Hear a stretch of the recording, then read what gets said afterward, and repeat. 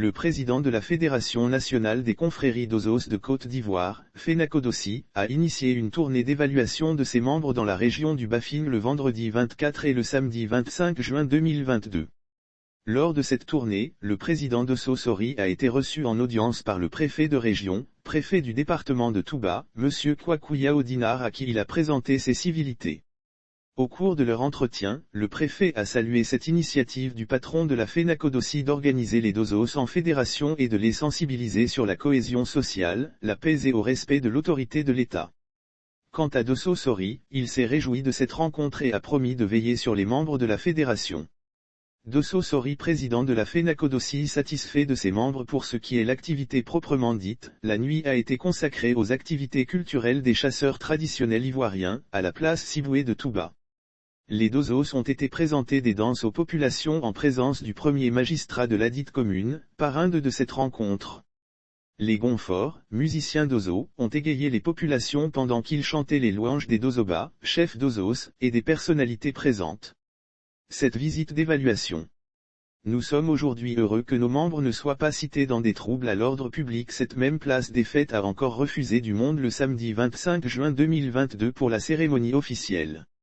Autorités administratives, politiques, chefs coutumiers et les membres de la Fédération des Dosos y ont pris une part active.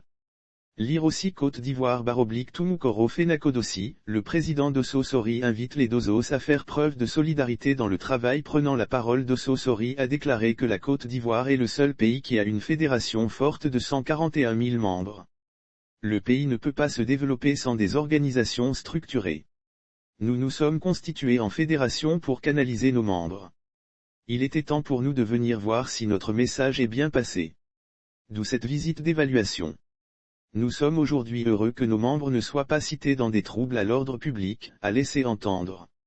Poursuivant, le président d'Osos Ori a profité de l'occasion pour présenter et investir le nouveau Dozoba de Touba. Après le décès de son prédécesseur, il était temps de venir présenter aux autorités et à la population le nouveau chef des Dosos de la région du Bafing. Et après plusieurs consultations des sages, c'est M. Tiemoko Diomandé qui a été choisi, a-t-il précisé. Pour M. Doumbia Adama, maire de Touba et parrain de la cérémonie, il a fait savoir que, si le président Alassane Ouattara avait invité, dès sa prise de pouvoir, ses compatriotes à la cohésion sociale et à la paix, c'est pour exhorter ceux-ci à sa vision d'une Côte d'Ivoire solidaire. Cela veut dire que nous devons apprendre à vivre ensemble en respectant les règles et les lois de ce pays, a-t-il mentionné. Il a profité de l'occasion pour féliciter et prodiguer des conseils au nouveau Dozoba du Bafing.